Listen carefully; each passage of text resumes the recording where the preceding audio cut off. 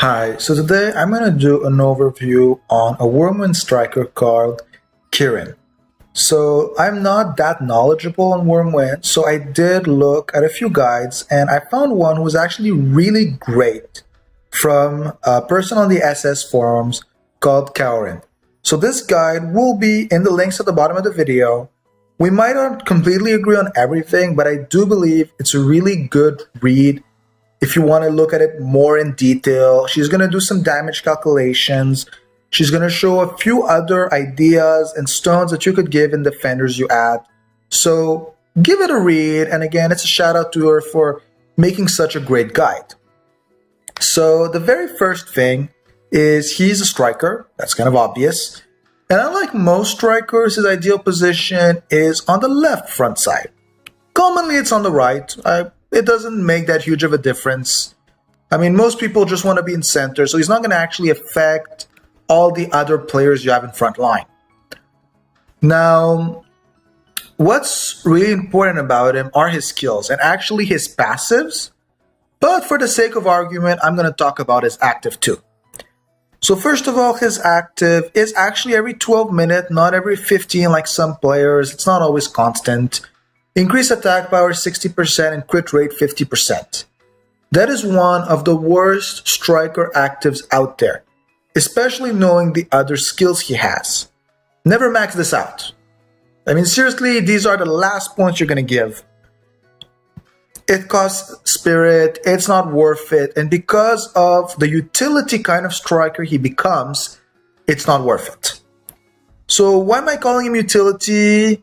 That's going to be slowly explained between the second and the third passive skill. So the second skill is, in my eyes, pretty nice.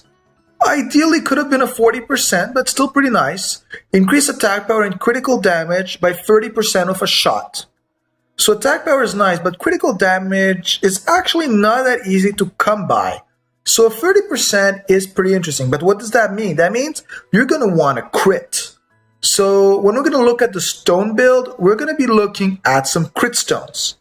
At least on this point, me and the guide, we both agree.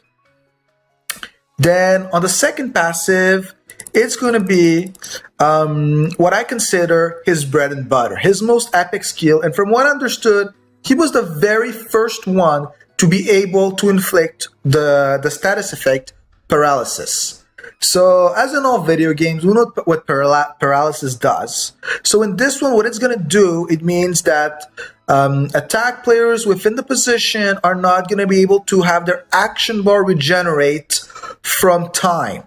Meaning, if they have any skill generating action bar, for example, there are a few light players who have this. Whenever attacked, they gain action bar, they will be able to move. If a player's action bar is already maxed out when they're hit, they will also be able to move. So be aware of that. And the goalkeeper will always be able to move when receiving a shot. What's also nice is it's going to decrease their attack power by 100%. As a lot of you have noticed in backline, we're not really stacking attack power. So that's going to make your front line very resistant. So again, this is a great skill. And as I said, this is why he's ranked as a utility striker. And as a utility striker, we never max out their actives. Fonchi being an exception depending on the way you built him, but for every other one, you don't max out their active. And the fourth skill is pretty nice, but again, it's pointing out on the utility aspect, increased crit rate and critical damage by 20%. So I just want to point out that this skill can stack 3 times, meaning a 60% critical damage from here and another 30% from here added to the base 50, meaning you're at 140% critical damage just from the skills. And you're going to want to max out on that. You know that mid to end game wise, the backlines are going to have some crit debuffs, some crit resistance. So you're going to be thinking stone wise, how can I give my striker some crit?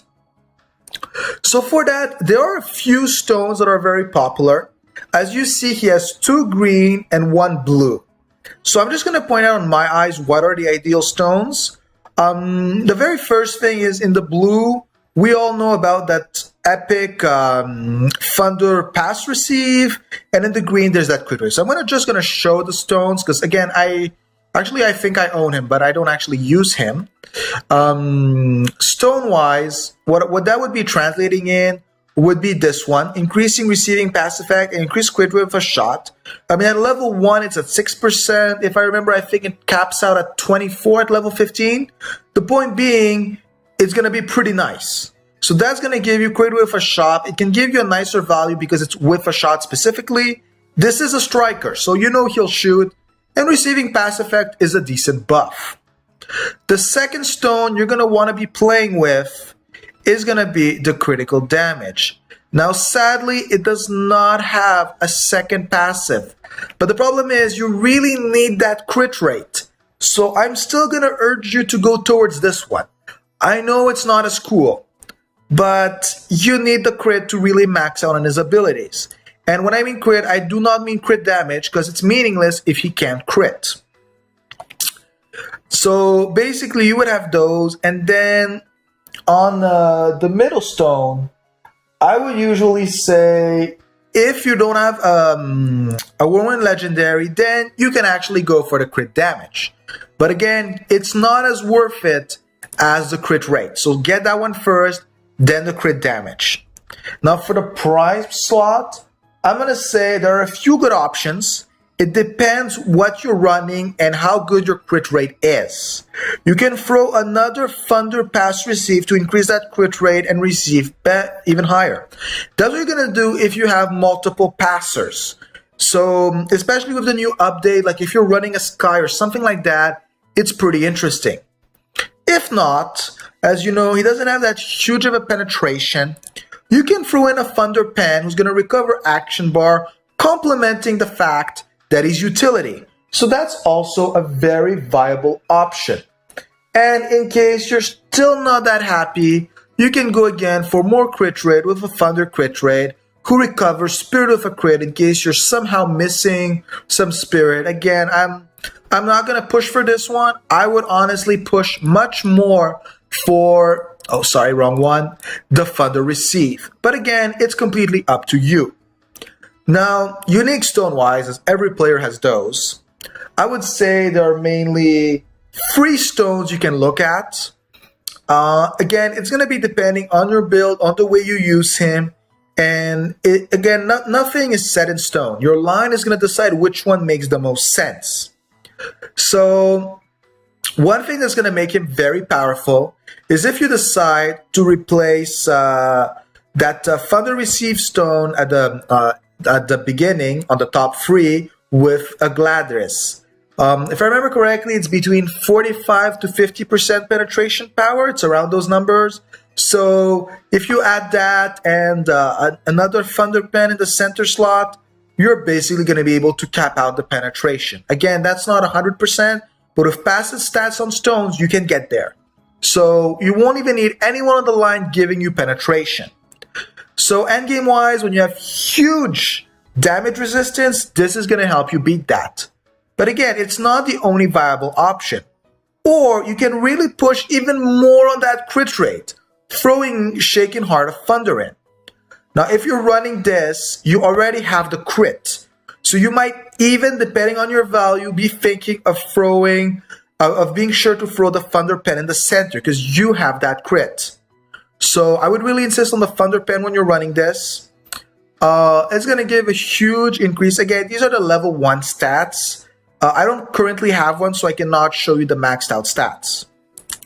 And the last one, in case you have a difference of opinion, this one would be used to replace this one, the critical damage and recover spirit with a crit. Because again, this one doesn't have such a huge value. I would be personally replacing it with Ancient Stormer, because it's going to increase action speed and it's going to recover action bar with an attack.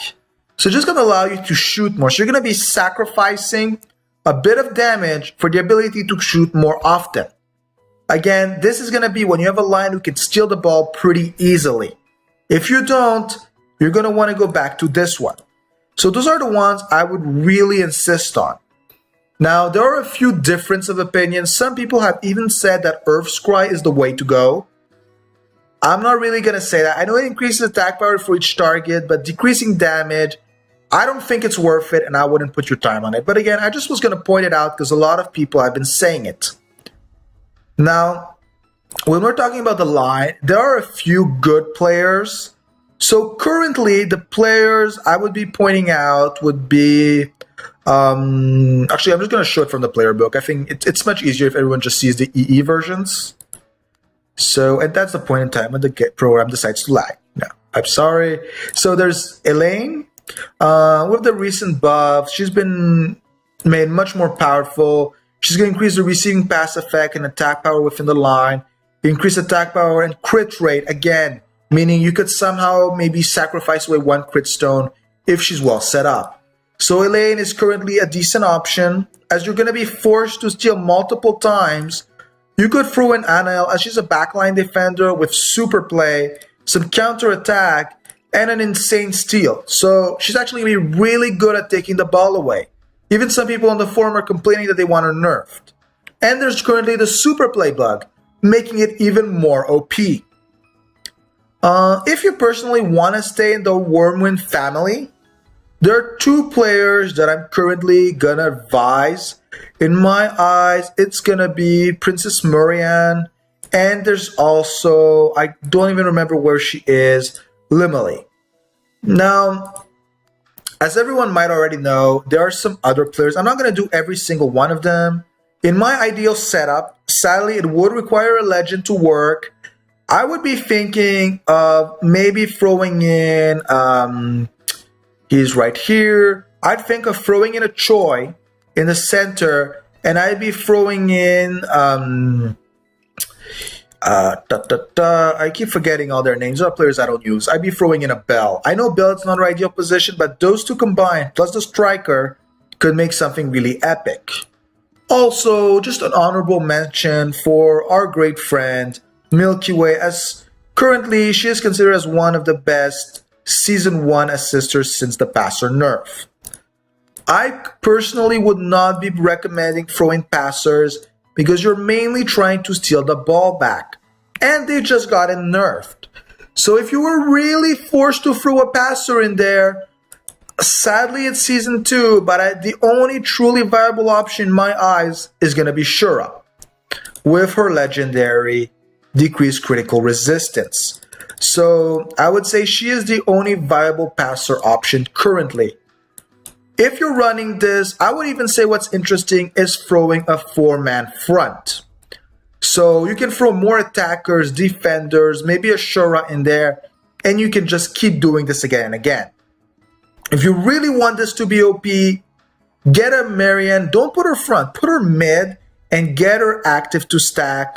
Put that Wormwind passer, the one who affects all Wormwind players.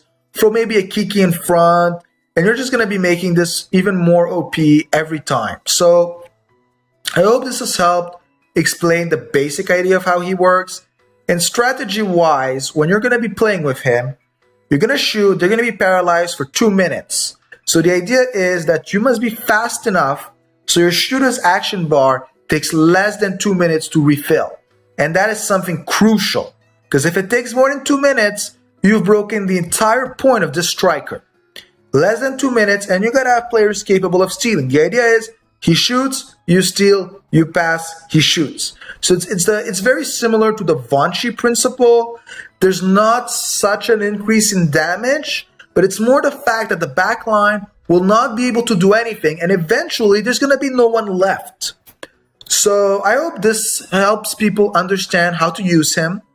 And again, I'm going to be putting a guide on him, much more detail in the link. We might not have, again, the same ideas, but I find the guide is very well made. And from what I understood, she's been using the player herself for quite some time, so she might have some better advice than me. Again, I'm just doing a general overview from the ways I've seen him being used, looking at his skills, looking at the possible stones.